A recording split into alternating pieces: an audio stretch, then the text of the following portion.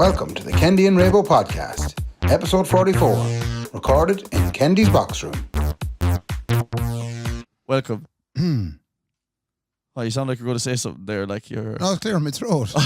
Yeah, usually people clear their throat to say something. No, or maybe when they're starting to record a podcast. Oh, yeah, perhaps. Ray, sun shining outside the door again.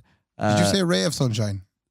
No, but that's where it works way better. Yeah. Pun intended. Pun intended. You landed up to be doer. We heard the ice cream van. Yeah. You said I already had one. I had an ice cream. I feel like you cheated on me. I was like, Ray, the ice cream van's coming. You said, yeah, I had one. And I was like, oh, yeah, okay. Oh, yeah, no, I didn't want one. Sorry about that. I got a lovely ice burger in Drumore West. Yeah, but I just felt this thing of, I bet you we'll have the best podcast ever if the two of us are here eating a twister or something between us. Sorry about that. Do you remember the old floats used to come in, or a boat they were called? Boat, You get not them a in the float. boat, yeah. I used to find that the cone, it'd get messy. Yeah, that's right. I'm the same. And they'd overfill them. They always overfill Yeah. them. It's just, you see this lump of ice cream balancing precariously on a cone. What happens is when you go into a shop and you say, can I get an ice cream, right? And they say small, medium, or large. Their head shuts off for the next part of that conversation. Because I always say, I'll have a small one. Yeah, and it's massive. It's way too big. It's like they're trying to give away the ice cream. It's so silly. Yeah, like, is it flooded out the back or something, lads? What's going on? You've too much cream, have you? It's unreal. So I always get a boat or a tub as well. Yeah. I say, give me a tub of stuff, lovey. Yeah. She says, no problem at all. problem Small, at all. medium, or large. Brain gone off again. Doesn't matter to her. I'm going to feel till this thing stops working. I tried that now. I stopped off in Newcastle West one night, right? It's not One- like you to stop. No, I know, yeah. I was with the boys, though. They were stopping. We were in the van. Okay. We stopped off in Newcastle West and we pulled up to a shop and we said, lads, the sun is splitting the stones. We may get a 99. We went in. I asked for an ice cream. And you'd swear I said to your one, come here, love. Do you mind if I box the head of you in behind the counter there for a sec? I've never seen a reaction like it. And then I thought to myself, she has been filling ice creams all day long. Yeah. It's a bit like when there's 150 million in the Euro Millions. Yeah. Everybody wants lotto tickets. You Yeah, have to I go over know. the machine and you're... Well, the thing about filling an ice cream all day long is it's one of those always a bridesmaid, never a bride. As in, she's filling them all day, looking at them, salivating, and she doesn't- can't have one. So I get it, whoever she is. Did you get it? Was it nice? I did get it, yeah, but I mean, I felt guilty like afterwards. I was Yeah. like, geez, what did I do to your one, the poor devil? There's nothing worse than being in a shop and asking, and knowing well you're putting them out. Yeah, do you know another one as well? Go on. You pull up to someone and say, can I get whatever, cup of tea there or coffee late at night, like, just to wake yourself up is all. As you do. And always they say, no, machine's broken, sorry. Machine's getting cleaned. Because the hatch, they don't want to go over and have to make it and come back and start shouting over, how many sugar, milk? They don't want to do that. Like, that happens all the time, man.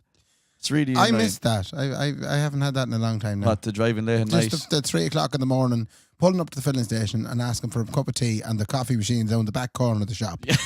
And you ask for one cup of tea, and I know well Sean behind me will also want a cup of tea. Yeah, and I wait, and he's it all made, and the milk is in it, and everything's lovely.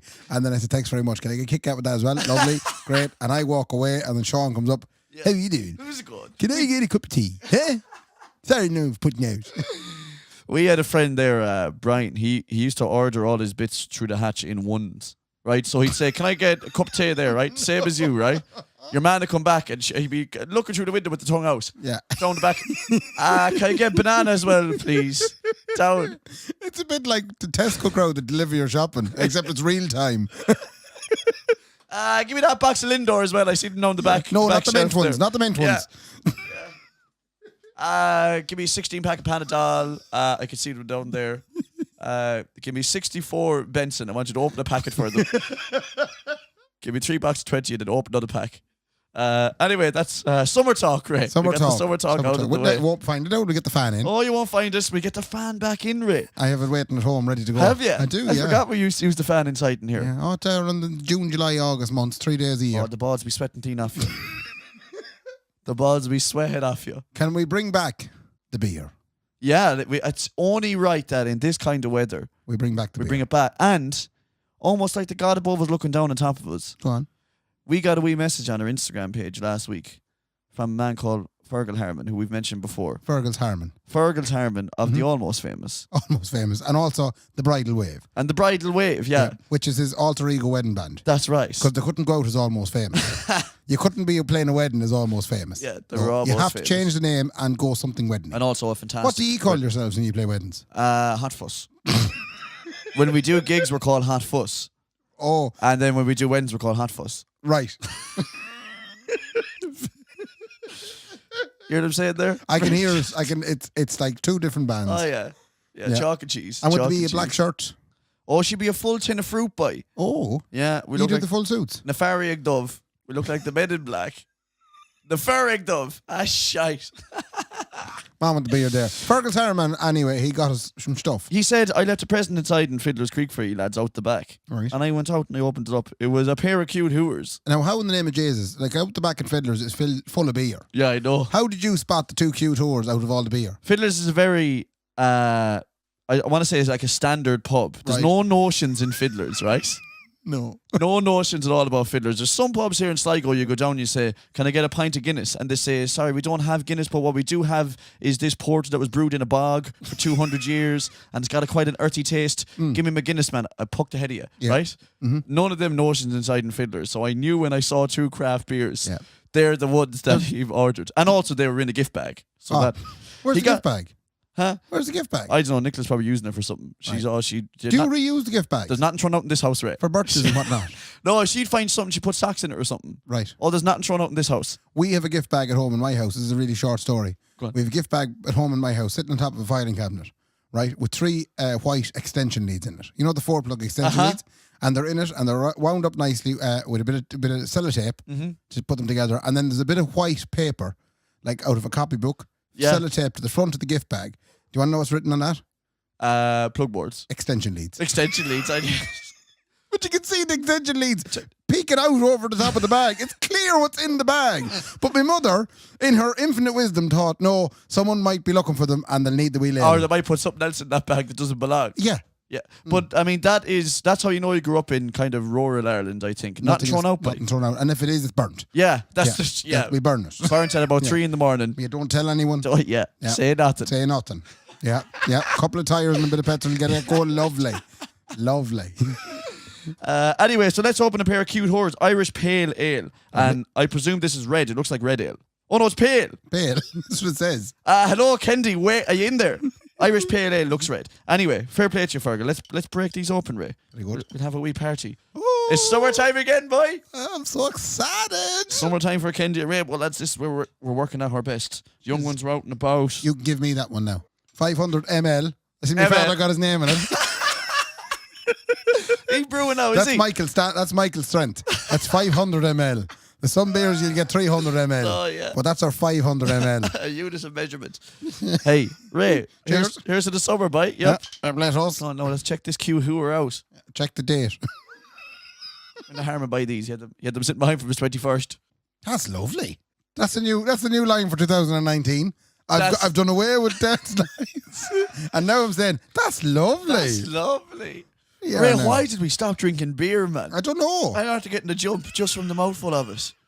The only reason I'm drinking the beer is because I need it to make myself awake again. Now, here's what happened. I was doing the Sunday roast gig last night in Lily's. You were. Now, Raybo works of a Monday morning in the Ballina, In Ballina. looking after government Things. things. Yeah. We won't say what. Top secret job. Yeah. He went In a out. bunker. He went out last night. I didn't go out. I had approximately 2 hours to my name last night Yeah. of the weekend left because I'd worked the whole weekend. Because you know where I was at the weekend? Go on. I don't know where you were. We're going Genuinely. to divert. Yeah, We're going to because I don't know where you were, Okay. genuinely. We'll come back to the me going out last night story. By the way, this is Monday, folks, and this is episode 44. Yes, it is. Woo! Yeah. Wrong sound effect. Ray, Right. man, that soundboard. You want to get the hang of that, man. Right. People to be depressed. Anyway, at the weekend, I was doing the Couscous Festival. Is that the festival so nice to name it twice? I keep thinking the ricey stuff that you get. It's That all, all that's the- immediately what I thought. What Yeah. was it? It's couscous, that's what they call it. What? How do you spell that? C-O-S. And is that cuss they really enjoy? Oh! Yeah, it's very good. You didn't even have to think. No. You're there. Couscous Festival is a Sean-Oates festival with a dose of trad music thrown in for good measure. Dancing around the sitting room job. Well, let me tell you now. Go on. I had observations. Right. I was doing this Friday night, Saturday, and most of Sunday. Jesus, with a full weekend of The it. weekend was gone. That's, I mean, 3 days, 3 hours of Shanos is probably enough, I'd say. There was an absolute abundance of hues. Oh, Hugh and up. You! It was just hue central. Any Lilton. What? Any Lilton at it. There was actually one bit of Lilton. There was an old lad Lovely. and a lady sat up on the stage, or one of the acts on the variety show on the Friday night. Uh-huh. And he proceeded to set up a music stand in front of him for the lyrics. No. Okay, for anyone out there who doesn't know what Lilton is singing an Irish tune. I don't know, was it the first song wasn't Lilton, he was singing, I think it was the Galway Shawl he sang first. Oh, beautiful piece. But he had the music stand set up in front of him in case he'd forget the lyrics. Of skabba-diddle daddle diddle dabba dooba dig josh skiddly idle diddle diddle day scum diddle diddle. That's Lilton. Yeah. So he had Fecked Mary, I'm after messing that second here. verse up there now. Is that a ska or a skill? Which is that? I can't fucking read me old right. Where's my glasses, Mary? I can't remember, is that a ska or a The two skill? of them bet into an old song together though. It was lovely. No way. The whole crowd sang with them. I tell you, can't beat a bit of Lilton. Oh yeah. That shows you that the Irish had nothing years ago, where it got so bad that they couldn't even have an instrument. They just said, "But sure, I'll just go on skittle." Doesn't that sound like an accordion? They did a string quartet, man, with nothing. There was an awful lot of half barrels. What do you mean, like a half keg? What? Like old fashioned wooden barrels, but they'd have it sawed in half. Okay. And the barrel they'd bring in it was the strangest thing, because obviously doing the sound, people would come up to you and you'd hear the conversations about what people need. Mm-hmm. And a couple of dancers came in, and one of the dancers came in. Now apparently he was very good. He's very good. He's very good. This That lad. fella. The lady that organised it, she was kind of saying, "This fella's coming now. He's very good." That fella, he won the fair, the whole lot. Yeah. So he came in anyway, and he was talking to me and the organizer, Uh-huh. and he says to her, "Will I bring in my own barrel, or have you got from here?" I She know said- this now. She said, no, you bring in your own barrel. It's probably better than the two we have here. We've cheap enough ones here now, the two barrels." And he says, "What about sweeping brushes? Will I bring in one or two of them?" No, the dance group have a couple of sweeping brushes in as well. And I'm kind of thinking, this is like the back line of a trad music festival. That's This true. is the Marshalls and the Ampegs and the amplifiers. Some people load in with beautiful guitar amps and guitars and stuff. no. People at the Couscous Festival load in with barrels and brushes. Yeah, where'd you get that barrel? I bought it in 1981, this barrel. That's when I bought that one. It's made of solid oak. No way. Telling you. It's Bog seen oak. some gigs. The idea is they step up on top of the barrel and dance on top of you. Isn't that it? That is exactly. That's the idea. It is. Yeah. That's what they do. They're up on the barrel and they're down off the barrel. They're up We off the barrel. are, as a race, I mean, A simple race. a very simple race. Like, the entertainment for the weekend was a fella hopping up on top of a half barrel. Not all. That wasn't everything. Well, But, yeah, sorry, there was a fella reading lilts as well. Yeah, I have to say though, there was great crack though, watching them kind of chatting about, "Can I borrow a brush off you?" You know, it's like, can I use your drum kit at the gig? What brush have you, man? Yeah, Jesus. Is that the new Fender SX brush? Is That's that, the Vileda, that one there now. She's a fine yoke, I'll Get tell that in you. home base. Oh, that's savage. There was an awful lot of Irish dancing. Well, I can only imagine, Ray. Curls and hairspray is all I'd say. Curls. I've never... Curls. Oh, curls. Young and ones hairsprays. with millions of curls in their hair. Yeah. Like loads of curls. Yeah, you wonder how to get it out again, wouldn't you? And then you see mothers topping up the hairspray then, spraying them with their stuff. Yeah, they'd be stuck to the wall, man. They wouldn't want to wander out in the night, but there'd be a few midgets. No. Or they'd be just stuck, they'd be just insects covered. Oh, they'd be tortured, man. The human spider web. The different dance groups though were interesting. Right. As in the variety There was of a dance couple of, groups. on the Saturday there was, on the Friday night there was the variety show. Yeah. And it was everything from a 20-piece under 12s orchestra Right. playing trad to 3 lads from Right. down the road. And it was great, you know. And the cheats they're on. If you want to be the 3 lads or the 20-piece orchestra. Exactly, yeah. Do what you got to do. But on the Saturday night then there was kind of a dance expose. Right. And there was different kind of trad dance groups there. Irish dance groups. Right. There's always a lady, we'll say, in her 20s/early 30s that runs this dance group. Right? Oh, yeah. She's always the adjudicator. No, she's the lady that runs the dance group. Yeah. It's the such and such dance group. Yeah. It's the Mary O'Brien dance group. Yeah. Right? And Mary O'Brien, she's 28. She's a school teacher. And in her spare time, she looks after the dance group. And the dance group is 14 girls and boys. Yeah. Right? And she's them all dressed up. This is a big gig for them on a Saturday. Huge. Huge gig. They're in with the curls, the hairspray. They're all wearing the same thing. It's amazing. They have the shoes on, the whole lot. There's about 100 parents and family and friends there just to see them dance. So it's a big moment. There's more phones out, everything. And out iPads. to go. Big Yeah, iPads. big iPads. There's loads of big iPads. I've seen more big iPads all weekend. Oh my God, isn't Dervlin looking so well? Jesus. Yeah, I can see you're on the 32-inch, baby. Jesus Christ. But then the start, right? And there's always in these dance groups one or two, right? That's very talented. Mm-hmm. And the rest of them are just kind of building up the numbers. You know? Like, no more than myself. I did Irish dancing when I was a young fella. And I was one of them building up the numbers. For sure. Just I can only about. imagine now. That was I was a graceful animal that back then. Were you know? you? I was very Oh, you good, were majestic. I was majestic. Well, I remember they used to say to me, the head clean off Michael Flatley, man, when I see him up there. the silken shirt, huh? And the big sleeves. No, but you'll find when the dance group is on that the other dance group ladies, so the Mary O'Briens of the other dance groups, right? They're looking at the dance group and they're looking at the one or two that are very good. And it's a bit like the Premier League. Oh, no. They're going to snatch. They're going to snatch them. No. And not in a kind of a nasty, you know, what do you call your one abroad in Portugal no, way. I don't mean that. Not in the Maddie way. Like. No, not in the Maddie way. Just when you said snatch, I brought the wrong connotations there, I won't lie to you. That's where your head goes. Snatch shouldn't be where your head goes. But they're going to sign these up for contracts. That's what I was going to say. They're signing them. And I was wondering when the transfer window opens, you know. I know, 44 million for Noelle. Yeah. She's a good girl now, I won't lie to you now. I tell you, her tap dancing's unbelievable. Maureen Nolan's been signed up for a 32 dance contract till the end of the season. Patrick McGivney, he's on loan from the Mary O'Brien dance group. That's right, yeah, he's been sent in for 3 months. And he's got an option to extend to 6. That's right, and Finnegan's dance group are struggling for money. They reckon all their best ones are going to go. But the same thing, if you think about it, if you carry it on, they have summer schools, which is very like the what you call that they do, you know, the summer tours that the big teams do. Same crack. Yeah. It's very similar. I tell you, that's a dog-eat-dog business, that dance world, man. I tell you, it sounds like we're joking, lads, but that's the heart and soul of Irish community, some of that stuff. Wait till you hear the pièce de résistance happened in yesterday. Hit me. Which was Sunday. And it was the big act were on the Sunday. 4 o'clock. Riverdance. Holly Flatley and the young redhead one. No. No shagging way. No, it wasn't them. Oh. It was the Dartry Cayley Band. Oh, the Dartry Cayley Band. Where's Dartry? I've no idea. Might be near Partree. Right. Near enough. I was thinking of that. I was like, where is Dartry? That's a few letters away. There's 11 or 12 of them. They all saunter in normal clothes and then they change into salmon-coloured shirts. I tell you, there's no messing around. There's a bit of sexuality involved in there that. There are 3 flutes in the band, 3 fiddles, 1 accordion. 3 big flutes, man. Go on, sorry. 1 accordion, a drum kit, and by drum kit I mean a kick drum and a snare. Lovely. There isn't even a set of hats. I tell you, if there was drummers in this country could take a leaf out of that book, as they say. But they all landed in at about 10 to 4, and the gig was supposed to start at 4. And the weird thing was, like, there was a crowd in the hall, and then all of a sudden they started to assemble, right? And I'm looking down because I'm kind of under pressure here. It's supposed to be starting at 4. These boys are only landing in at 10 to 4. It's not giving me a whole pile of time to make all the feedback go away.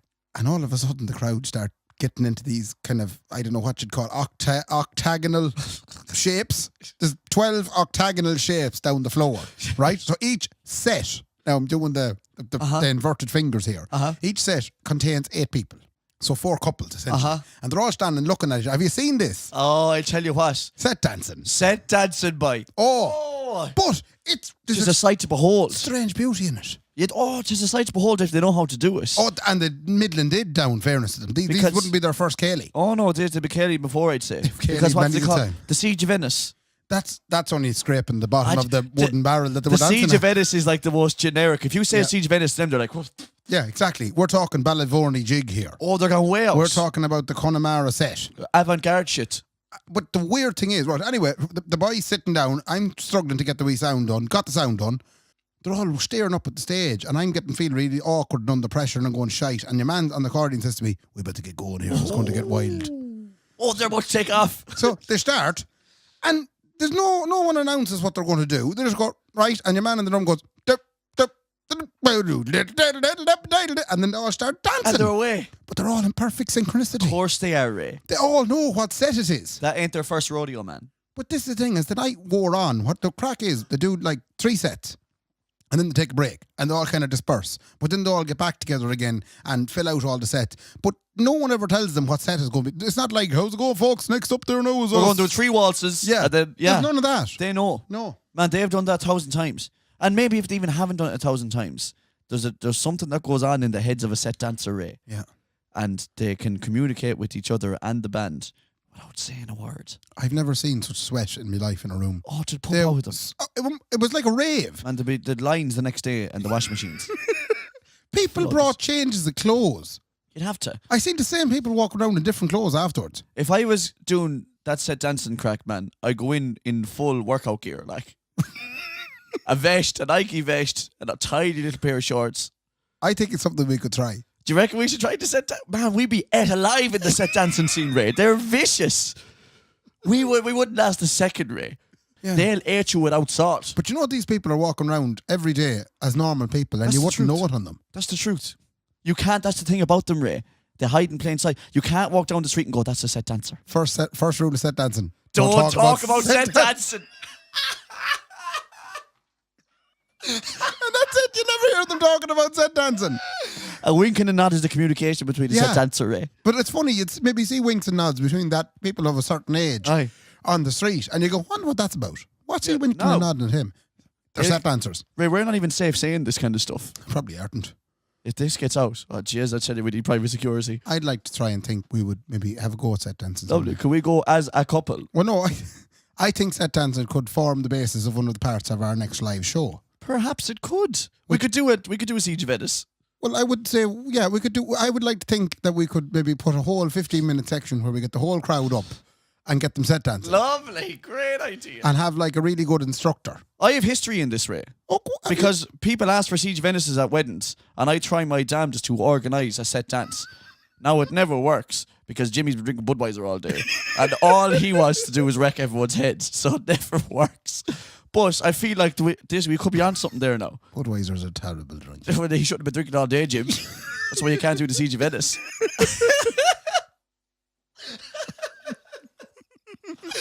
Oh, I forgot. Go on.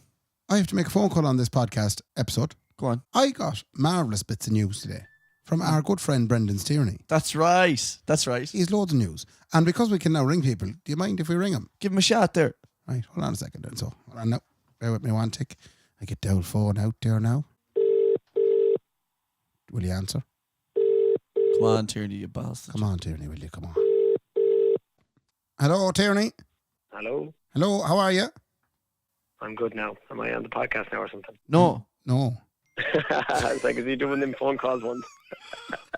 How come we can never get away with it? Because he could hear both of us talking. Ladies and gentlemen, this is Brendan Tierney. Brendan Tierney is the man behind the Kendy and Raybo podcast.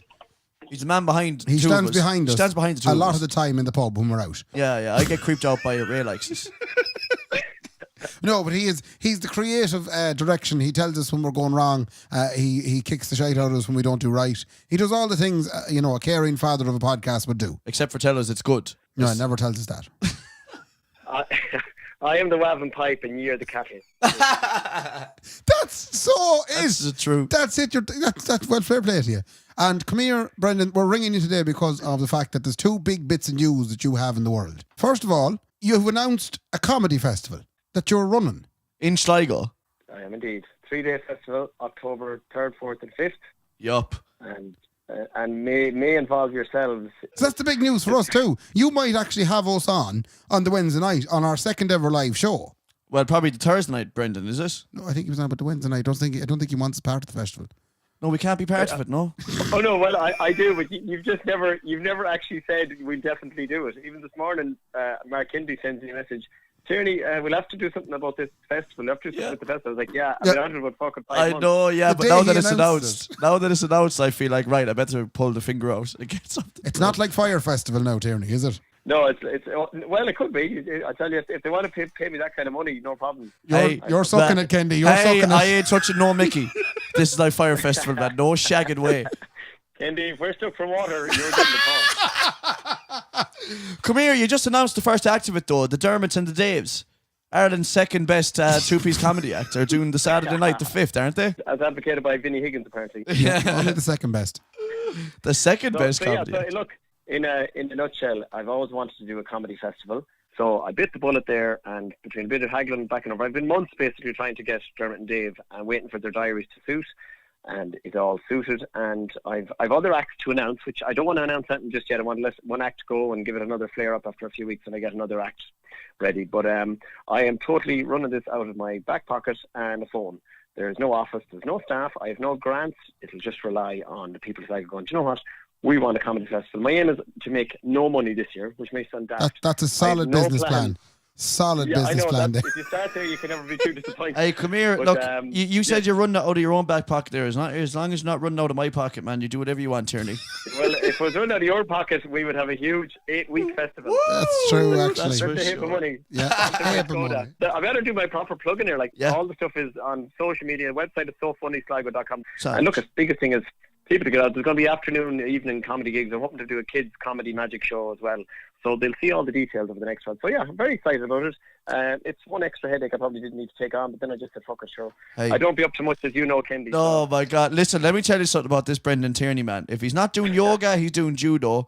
If he's not doing that, he's acting. If he's not doing that, he's in a musical. He might do a drop of jiu-jitsu then. And Then he then- picks the kids up from school. And then he does 8 driving lessons in a row. Unbelievable. I don't know how you do it at all. What's it called? SoFunny.com or SoFunnyComedyFestival.com? SoFunnysligo.com. SoFunnySligo.com, and you'll see it on Instagrams and Facebooks as well out there. But that is not the real big news. That's That's not the the why big we news. rang you. Yeah. I mean, don't get me wrong. A big comedy festival that you've organised over 3 days in October. Ah. It's big. Yeah, but, it's grand. It's grand. But Yeah, to okay. eclipse that this morning, Brendan Tierney featured in an episode of Game of Thrones. That's right. You were a featured extra, as in.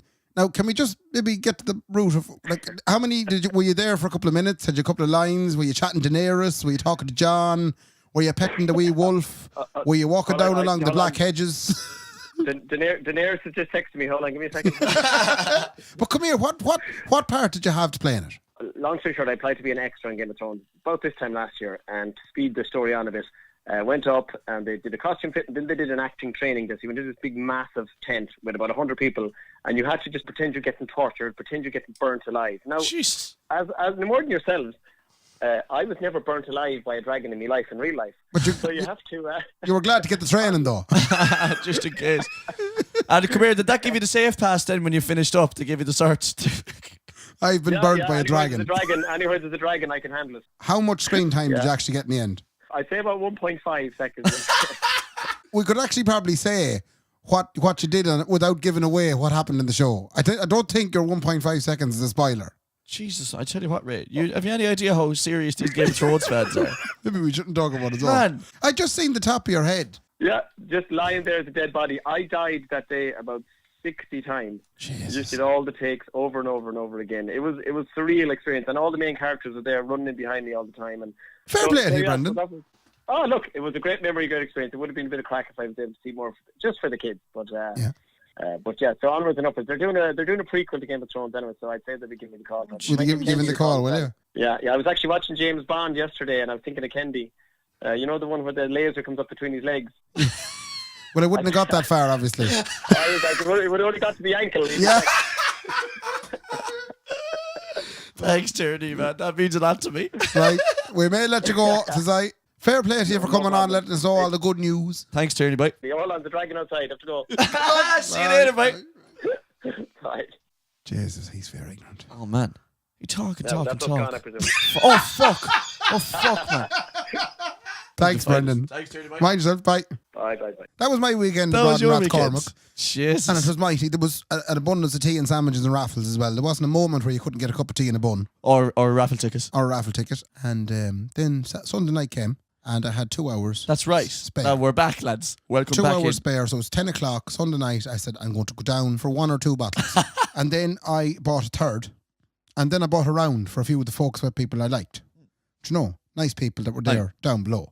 Mairead, Noel, and Calvin. Fair play to them coming down. I know Fair they play. listen to this as well. We They did. never gave them a shout out properly. There's a shout out there now. Noel and Raid, fair play to you. Fair play to the We two love of you. them. Stewie was there. Tierney was there. Melly was there. Rory's Maitland was there. Ronan McCabe was there. Lovely. They were all there. And I bought a scat of drinks. I'll be honest, I shouldn't have. It was a bad idea. For a man that only wanted to have 3 or 4 bottles, Yeah. I ended up with 8. Because they all bought me one back. Yeah, that's the truth. You Yeah. buy around for a big load of people like that. They all want to get you one back. That's the truth, yeah. I was scuttered last night. Go ahead. And I was not good today. You had to go into work then today, I did. Oh. dealing with people's governmental secrets. I shouldn't even be talking about this. No, Because the low now was shook. yeah. And I think I covered it pretty well. you were shocked. I need to grow up. 35 It was great, years though. of age. 35 years of age. I got Ray up last night to play a couple of songs on the bass because, truth be told, what people on this podcast don't know is that when I moved to Sligo, I wasn't the demon on the bass guitar that I am today. Fair play to me. Mm-hmm. Ray McAndrew was the one that taught me how to play the bass properly. Did I? Isn't that true as God? You said to me, you pulled me into a room along with the rest of the boys that were in the band at the time. You said, stop arsing around playing your bass like that. Play it the way a bass should be played. And I credit you with that for the last 8 years of my life. Oh. That's the reason I have a job now and everything, man. That's the truth. Lads, Ray did that. And when Ray gets up and plays, 'tis like watching Mr. Miyagi up in front of me eyes. I didn't realise that at all. Slap on, slap off. That's what I do be saying to him. What is it? Slap on, slap off. You know, they say wipe on, wipe off in the karate. Yeah. Well, on the bass, it's slap on, slap off. Oh, the thumb. Aye, you'd be thumbing it up and down. Slapping the bass. Slapping it up and down. Thumbing the fact. So, Ray, I don't know why I gave you that big compliment. Do you want to pay me a compliment? Right, we'll move on. I'll think of something, I'm sure, as the show goes on. Just don't go springing and that on me, like. Anyway, that's your weekend. Pretty much, yeah. So while you were doing that for the weekend, I was, of course, gigging as well. Yeah. But I was researching further my dream to become an Instagram young one. Oh, right. Now, I did a lot of research this weekend. Heavy a time. I was hours and hours and hours on looking at young ones, trying to see how they do it. Trying to figure out what's the word I'm looking for? The human algorithm that goes with becoming an Instagram young one. Right. And out of that birthed a piece of music. You what? As in, I ended up writing a tune because I thought it would have helped me figure out, get inside the head of a young one. You wrote a song about it? I wrote a tune about it. Was this before or after you got your arse out on Instagram? This is after Ray. Tongue, right. This is after Ray. I got the arse out in the tongue. There's a few more of them to come, lads. Right, okay. We're going to be flooded with them as well. They're coming. So anyway, I felt the need to get inside the head of a young one. And next thing I found myself writing music. It just started flowing out of me, Ray. Uh-huh. And I wrote a song called Ode to an Instagram Young One. Right. And you wrote this yourself? I wrote it today. Would you write many songs? No, this one, I felt like this song wrote me, if I'm honest. It just poured out of my soul. Yeah, flew out of me. Absolutely flew out of me, man. Yeah. Like a bad Chinese man. It flew out of me. Okay. Will I play it? I'd like to hear it. Super nervous. Anyway. Yeah. Have you the words and all up in front of you? Yeah, I don't know the words fully yet. I only wrote them today. As true as God. It's the bad too that you have to have the lyrics up for your own song. I know, yeah. And I go to mess them up as well. But anyway, we'll chance it. And did you type it out, everything? I had to type it out, sure. I can't read my own writing. Okay. I wrote since I was in leaving cert. Okay. Here is an ode to an Instagram young one. Here we go. Cool.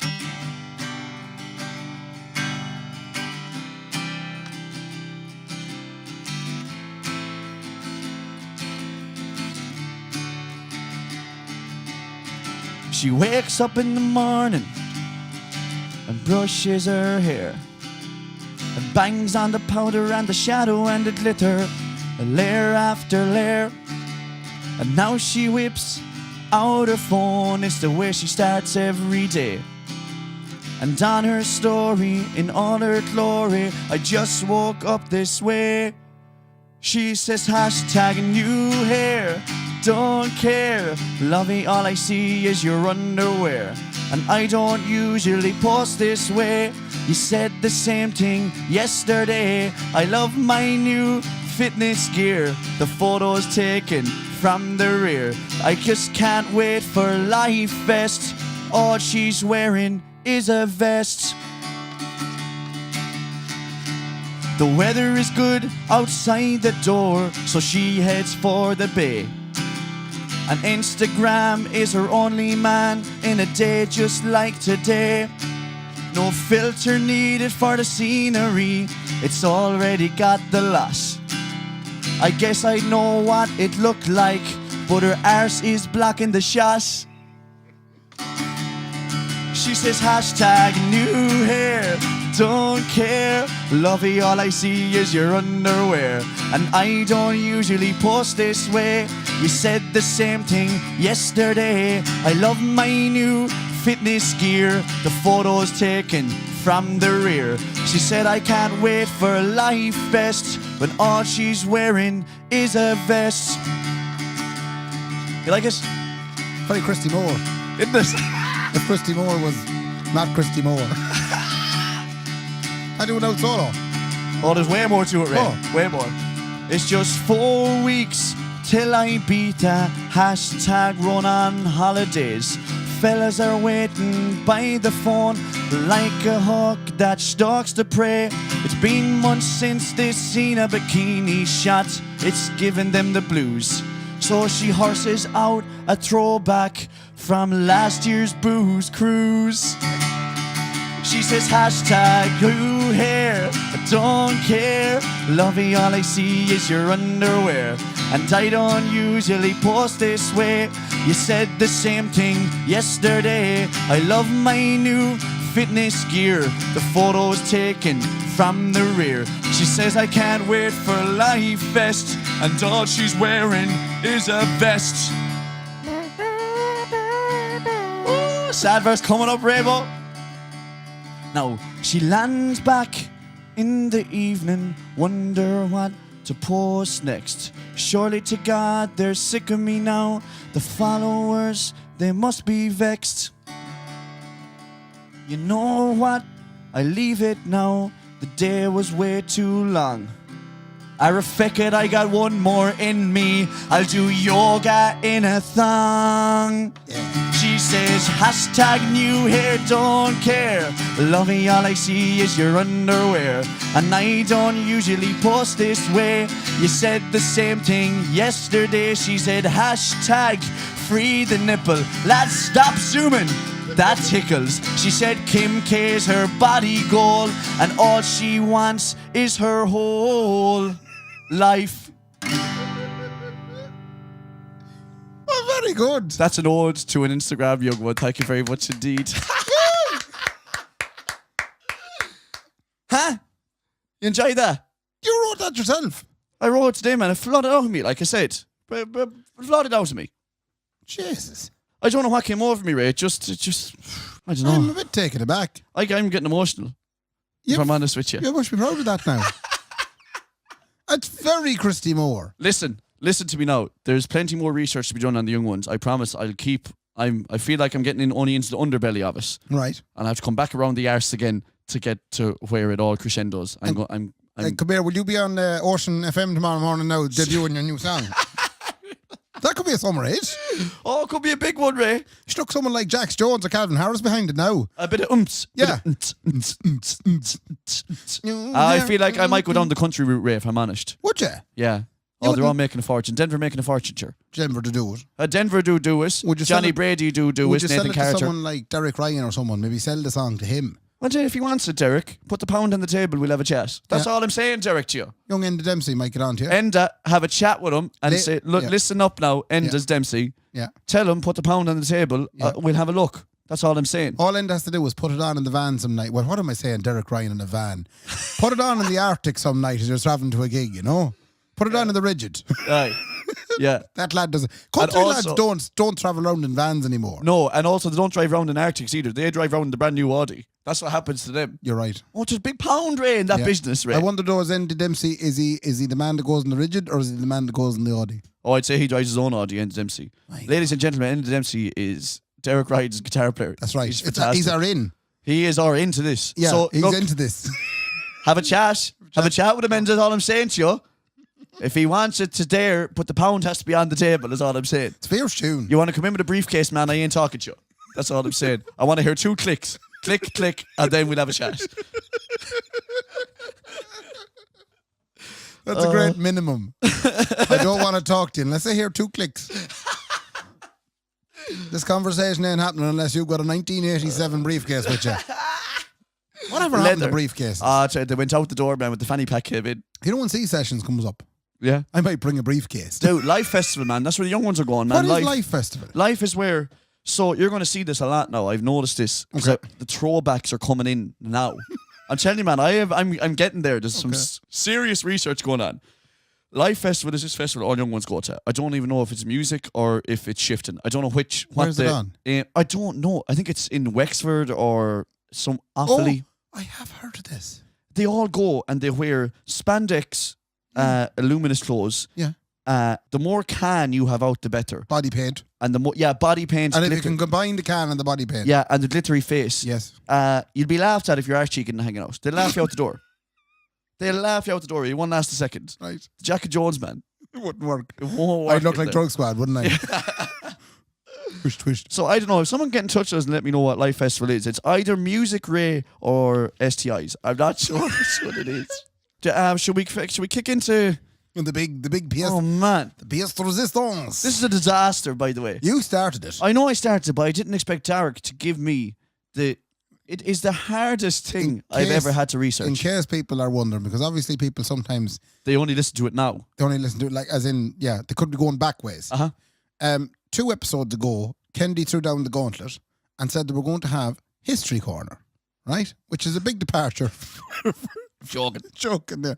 Big departure for the podcast because we're bringing in some, educational elements. It's not all comedy, lads. It's not 40 minutes of shy talk. No. No. It's educational. So, last episode, which is episode 43, and featured our good friend Derek on the episode, we spoke about the invasion of Henry II into Ireland. Aye. And the start of the 800 years. The start of the 800 years. And then we, when I got through that...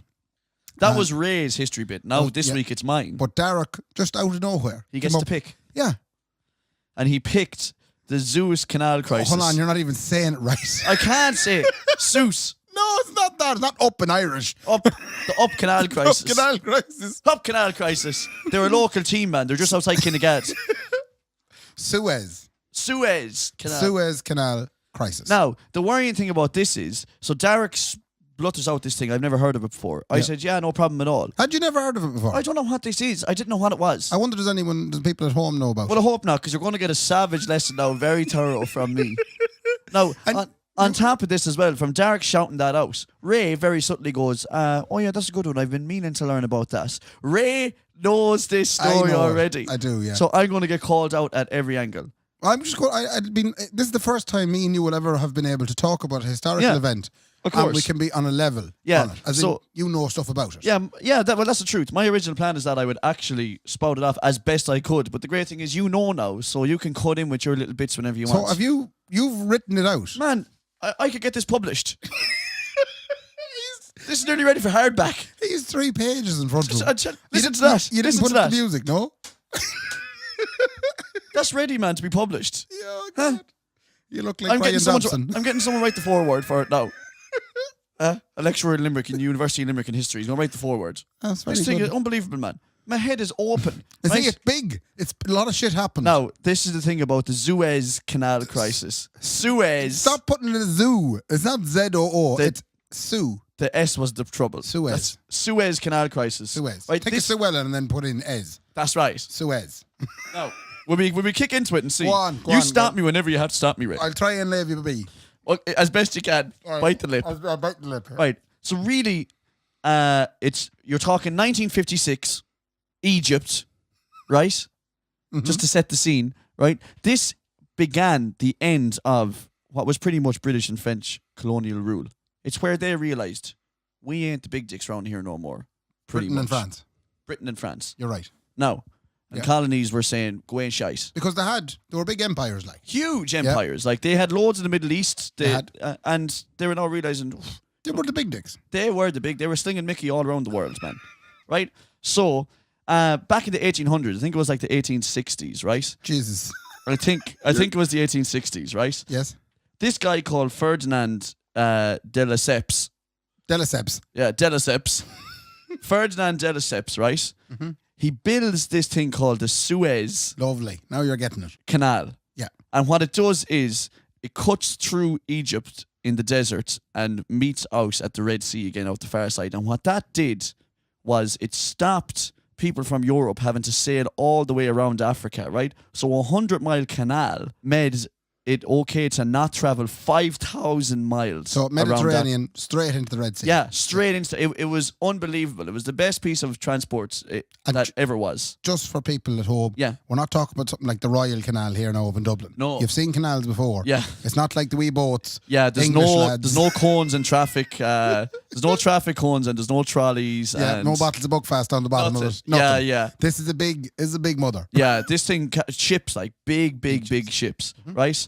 So it's built by your man Ferdinand, right? Steps. It's owned then by a private company. It's not a state-owned thing, and the majority shareholder is a guy called Ismail Pasha. Ah, come on. How far deep are you going? No, I tell you, this goes right to the top, Ray.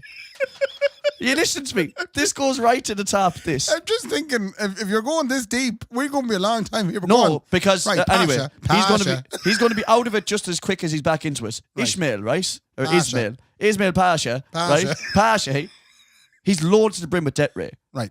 In fact, Nama are after him. He bought nightclubs all over Ireland. They're all taken off him by Nama. Goes to States, the whole Oh, lot. the whole lot, man. He had bookies bought and everything. He can't pay for nothing. Right. So he sells his 44% share to the British government, Fair play to him. which is obviously in their favour, Ray, because they want their Shortcut. Yeah, they want their shortcut in because they own India, they have Pakistan, they have everything all over that place. And don't forget Australia and New Zealand. Oh, the whole lot, Australia, New Zealand, they want that. They want to go going 5,000 miles around the Horn of Africa. No one wants to go around an African Horn. I was wondering how you were going to drag this down. And we're not 4 minutes into it, and the African Horn is mentioned. So the Brits now pretty much are seizing control of it, like, because Yes. it's the government that bought the 44%. Right. Now, the nationalists in Egypt are getting fair vexed at the Brits constantly using their country, and they say, let's stand up and let's revolt against them, right? Mm-hmm. Now, the British say, you may go and shite. They send a ball of troops in. This is still the 1800s. They wipe them all out, say, hey, take it easy. Check out the name tag. This is the Brits' house. And for about 60 years or more, they're just running the show inside in there. Wouldn't and be they're like running. them. Oh, but, I mean, Yeah, typical. they're good at it. Do you know, Yeah. 60 years, you're not so bad. Try 800. Right. Fair enough. Right? So they're taking over. Now, kicking into around the maybe 1920s. This is beautiful to watch you. I know, but listen now, because I actually know the story. Yeah. Kicking into around the 1920s, the British Empire is almost falling apart. The Irish, we say, take a step back, lads. This is our country, right? So does Pakistan, Burma, play India. to them. They all get their independence. And technically, Egypt does too, somewhere in around that, but there's still troops everywhere. Yeah. Egypt didn't quite kick them out. Yeah. They said, can we do a little bit? And they said, the Brits said, yeah, no bother. Yeah, you could do a small bit. Yeah, just let them off. Let them do their thing. So they're still kind of in control there. Now, in comes this big dick, King Farouk. Right. Do you remember King Farouk? Are you going to call him a big dick? Huh? Well, for a little while. I saw him in WWE wrestling. Farouk. I saw him. Did you? I kicked the head of Bradshaw one time and Right. Kane and Was it the Undertaker same and all Farouk them. now? It must have been. Right. Go on. It has to be. He says to the Brits, he says, listen up, we don't mind you being here, but let you stick over to the canal. Ye own that. Stay away from us. That's your neighbourhood. Yeah. You stay there. Which was the independence deal that they had actually written. This is where it gets shit complicated, right? Okay. This is where the whole thing takes a turn. Farouk isn't like very much in Egypt, right? No. Because... He's nice to the Brits. No, it's not because he's nice to the Brits. He gets blamed for the creation of the Jewish state of Israel. Now, the whole thing blown wide open. Mic drop moment there now for you. You're telling me, what does the Jewish state of Israel have to do with the whole thing? That story is so fucking complicated, Ray. I can't... Look, I'm going to try and get into it as quick as I can, right, about the Jewish state of Israel. Basically, Jewish people in Europe said, Palestine is ours, which is next door to... Egypt. Egypt. The Arabs said, go in shite, we're here. The world let the Jewish people take it anyway. And that's still gone completely mad over there, right? And they're blaming Farouk for this. They're saying, you gave them the land, you dirty bowsy. Right? The local people and all the nationalists. Anyway, between that and Farouk not getting rid of the Brits, the nationalists and the general population are fair vexed. And the nationalists rebel. Right. And they take over, they overthrow Farouk. And they send him, get out to Yahuwah, right? Hey. And the poor old devil, I feel sorry for him, Farouk. Do you know what he had to do? You had to go and live in some big French estate somewhere, did He had to go and live in Italy, man. And drink coffee and get his balls tanned.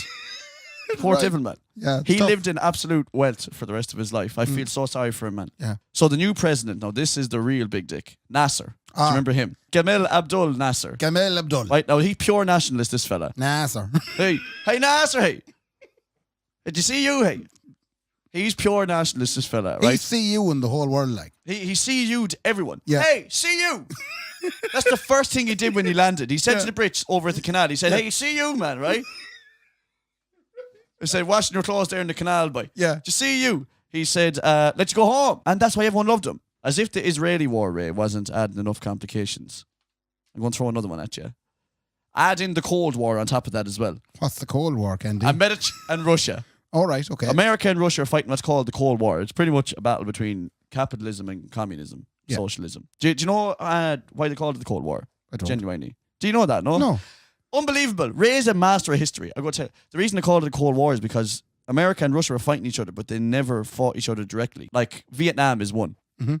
So they fought in Vietnam, but Russia and America didn't fight directly in Vietnam. Like, and that's why they called it the Cold War, because they never fought. Cold shoulder war, like. Yeah, they just used Vietnamese troops. Yeah. They did it loads of places, North and South Korea, everywhere. Yeah. That's all because of capitalism versus communism.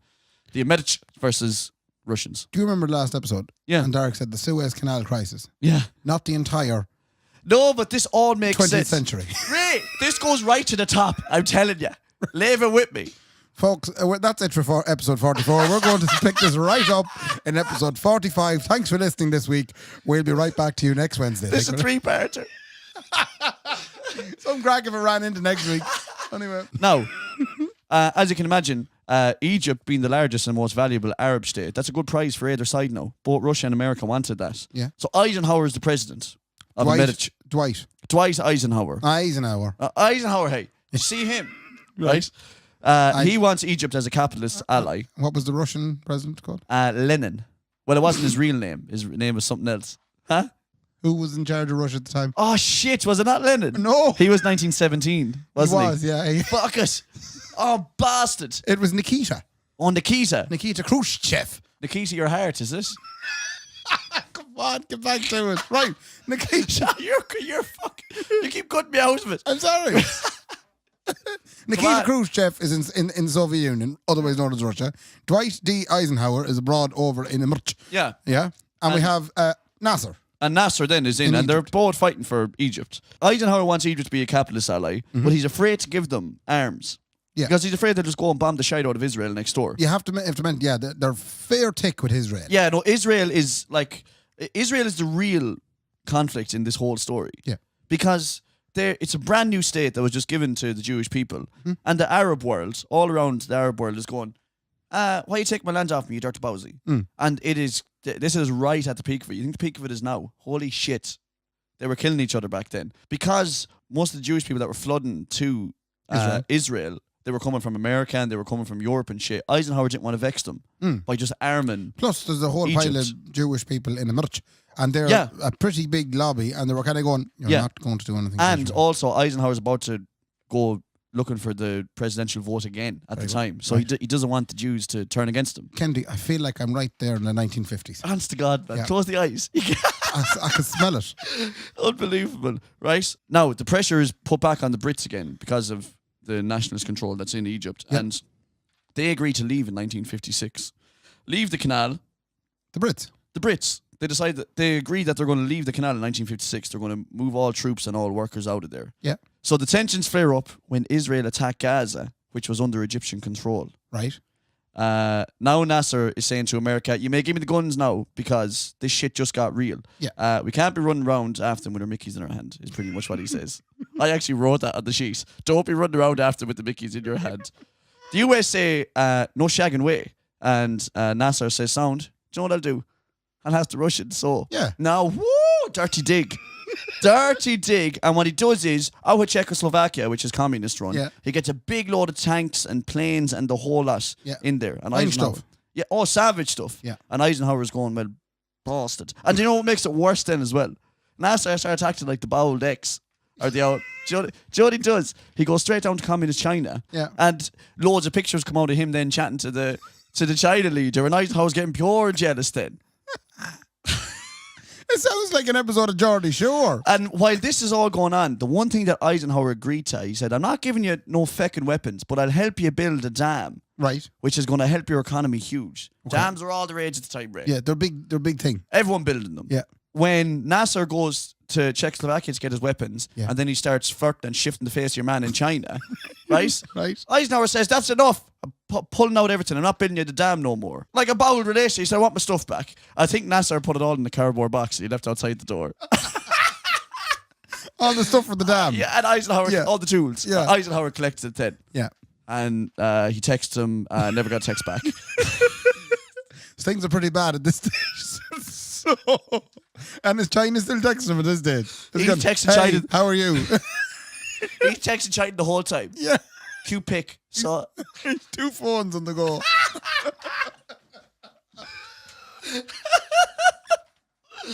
Oh, I sent the call, but it left. Oh my God.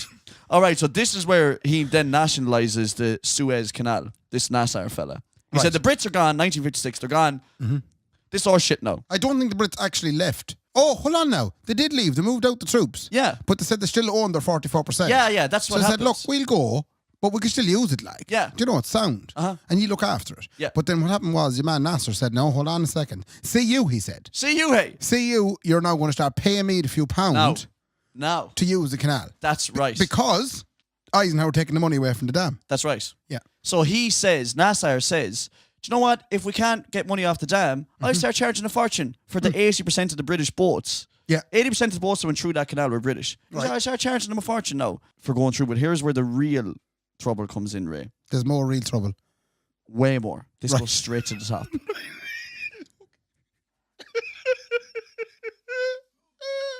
You can't handle the truth. Let me tell you, man. Okay. So, Yeah. why are the Brits so mad to get around the world so quickly and get back? The same reason they are today, Ray. Why is that? Oil. True. They want all they want is oil. Yeah. And they're digging the shite out of the Middle East and they're bringing the oil back. Yeah. Your man Eden, who's in charge of Britain Oh, at the no, time. hold on a second now. Go on. You can't bring a guy like that in. Anthony and just Eden. Anthony Eden. Andy Eden, hey. You know Anthony Eden. You know Anthony Eden. Anthony Eden. Yeah, but this is where he gets fucking real shit. But hold on, you have to introduce him. Okay. Anthony Eden is the Prime Minister of Great Britain. Yeah. Anthony Eden gets pure tick, right? Yeah. And he says something has to be done about this. Because he reckons if they can't get the oil back through that canal, whole British economy is going to fall apart. Right. He starts scaremongering the British people to get them on the side as well. He didn't like the man Nasser either. Oh, he wasn't fond of him at all. No, really didn't like him. No. No. Himself and the French Prime Minister at the time, a guy called Guy Mollet. So they say, we better sort out this Nasser fella. They say, let's get Israel involved in this shit as well. Because they're ship mixed in the middle of the whole lot. Well, no, they The came up with a Israelis. dastardly plan. Yeah, they did. The dastardly plan was they said to themselves, we can't go in here and sort this shit out ourselves. Because the whole world would get thick with us. Now, and this is where the dastardly plan comes in, right? So they said, let's use Israel. Yeah. Right. So they get Israel involved and they come up with a secret military operation to seize the Suez Canal and overthrow Season Nasser. Suez. There was season Suez. Season 2 out next week on Netflix. Yeah. So they say to Israel, listen, No, shh. they say, hey, say nothing. Say nothing. They meet up in a place called, Paris. no, it was outside Paris, but it's called something else. Someone Right. will tell me. Yeah. Salais or something. Anyway, Sèvres. Sèvres, that's it. That's what they meant. Sèvres. That's weird that popped into Yeah, my that's head. great that you guy couldn't remember it. Yeah, Sèvres. Yeah. They meet there and they say, shh, keep stum. Hey. So- okay. And they say, Israel, ye tip over the border and start fighting the Egyptians, right? Out of nowhere, like. Yeah, just Surprise do them. it. Yeah, just do Yeah, it. Crouching Tiger, Hidden Israeli. Right. Big film back in the 70s. Yeah. And then we'll tip in Yeah. and pretend to be the peacekeepers in the hall. Yeah, we'll tell you, lads, it's Yeah. like in school when you're in a fight and you go in and try and separate them. Yeah. Yeah, Yeah, that's what they... that's what they were going to do.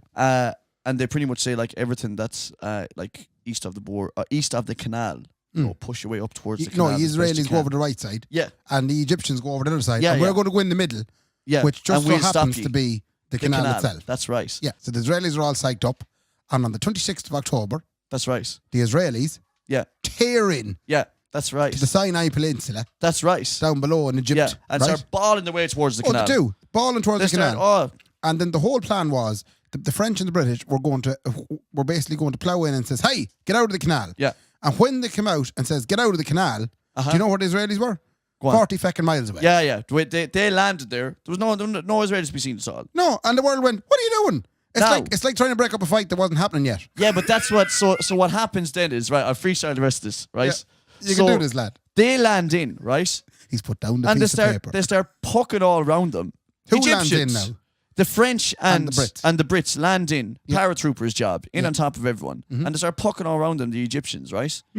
And they take over all the military bases that are around the canal as well and take back over the canal. Yeah. And they say, savage, job well done, that's amazing. Like, we did that. Good show, old boy. And then the rest Oui, oui. right? They do that in one day, by the way. Take over the whole area in one day, and they kill 1,000 Egyptians. Most of them just civilians, like as well. Lads, as, just minding their own business out for a drink. Ticking out, man, getting to 99 outside the house, right? And then next thing, they go brilliant, and then the world goes, hang on a second now, I don't think you're really allowed to do that. Yeah. You're being a bit of a bully They're there, pretty lad. much like It's 1956, I think. If you turn your mind back maybe 15 years, you'll find there was one fella who tried to do that as well. It didn't work out too well for him. Within 2 days, right? Yeah. The UN has completely squashed and they say, get the hell out of there. The UN now is a new crowd. Yeah. The United They're pretty Nations. much new after World War II. Is maintain the old peace. Yeah. And Britain and France are both members of the United Nations. Yes, as well as America. And the Soviet Union. Yeah. Now, what's happening with America and the Soviet Union is, while all this has gone on, as we alluded to at the start of it, they ain't the big dicks no more. The Russians and the Americans are the big dicks now. Britain and France. Yeah. And this is when they realised. And this is also, I think, when they realised they landed into Egypt and started poking all around them.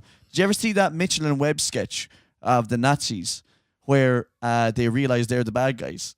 No. Right? There's this sketch. Anyway, really quickly, a sketch where it's Nazis in a trench and one of them goes, are we the bad guys in this war? Right? It's a Mitchell and Webb sketch. That's what happened to the French and English.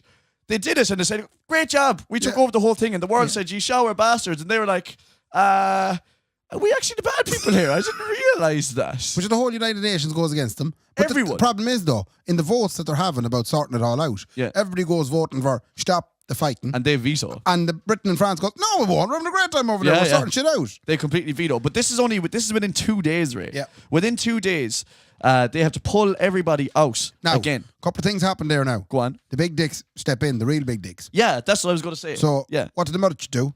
No, America step in. Eisenhower steps in, right? And he says, the British economy is about to fall to its knees and the pound has lost all its power. No, it go on. was okay.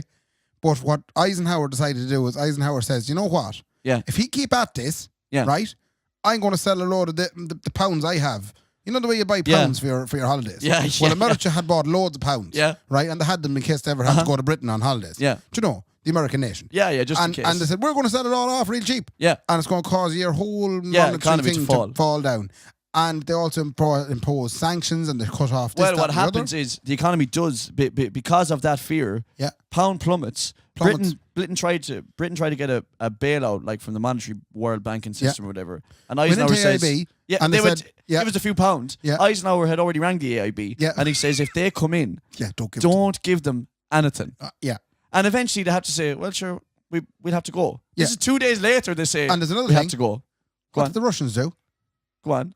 The Russian said, well, you see, Eisenhower says, I hurt them in the bank. Yeah. Right? Yeah. And the Russian says, screw that.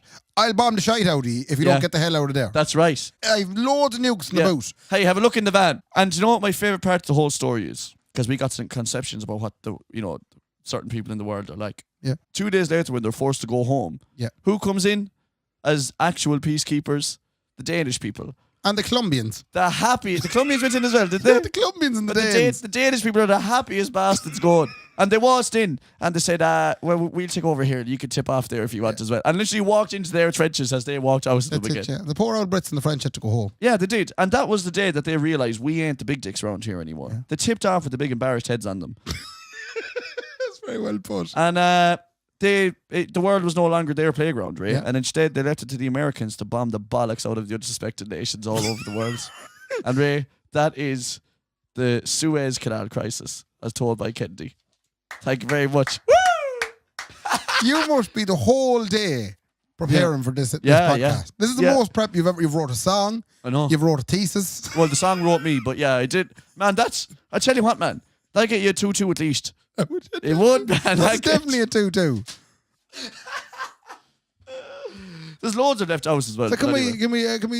Now, in fairness, that was a super tough one. You're involved in all kinds of wars. Yeah. The Arab-Israeli war, Israel in general, the Cold War. I'm really certain at one time I read about a Junior B match somewhere in Westmeath.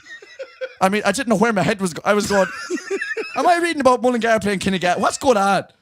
Come here. Your man Nasser ended up a hero. How so? What do you mean? Everybody was delighted with Nasser because he was seen as the book that basically protected the Arab world from the colonial Western imperialization of everything. I mean, what came after that is obviously the 6 Day War and Jesus. I mean, shit got real. You're so sexy right now. No, but that the conflict. Do you want to maybe go for a drink some night or you go to feel my tuckus, man? You drop the hand my tuckus by. Yeah, but we're still dealing with that conflict today, between. Israel. Not only did I have to learn about that, I learned about Israel. And let me tell you, it's really bad over there. When does that come to you? Take that home right there. What's my one for next week? Oh shit, man! I didn't even think of it I yet. knew well you wouldn't. Oh my god, I was so busy doing that. No, I come up with something. Let me think. Wait a second. Go on. What about the separation of Korea? Yeah, the that'll splitting do. of Korea. Does That'll that make do. sense? The splitting of Korea for Yeah, next week. Yeah. And Kim Jong Kendy's and all them. Wasn't it Kim Jong Kendy? It's Kim Jong Kendy and Kim Jong Kendy's father. Kim Jong Kendy. Yeah. So I'm wrecked after that now. That was it, man. My belly is aching. That was episode 44. Yup. Now, have you any shout-outs? I got to shout out Seamus Stenson, man. Right. He sent me a picture today. He sent us a picture today on Instagram of loads and loads of bangles and beads. Amalgamate. An amalgamate of them. Yeah. And he said, lads, just wonder which one of these did Derek buy when he was going to find himself? If one was to find himself, which one would you guess? What amanglement would suit best?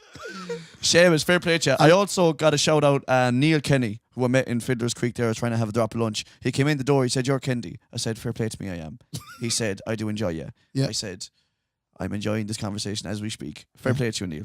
Yeah. And also Paul Donlan for sending us on a lovely picture of a medicine, because he's a pharmacist, you see. And he sent me on a medicine called FML. What's it do? I don't know. Antidepressant. I don't know. I think it's for your eyes. I think it's if you have a sty in your eye. Fuck my life. Oh, there's me cursing. Oh, and a happy belated birthday to my little sister Karen. Hey, happy birthday, Karen. Listen, we'll see you again. Thanks a million for staying with us. And sure, we'll see you next week. Hey, fair play to me. And fair play to me. Good luck. Good luck.